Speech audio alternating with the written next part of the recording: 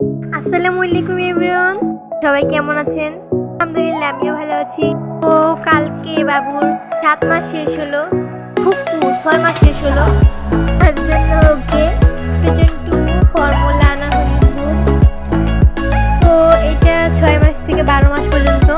এটা ছিল 1 থেকে 6 হলো ল্যাকটোজেন 1, আর এটা 6 থেকে 12 ল্যাকটোজেন 2। সেখানে লেখাই আছে মায়ের দুধ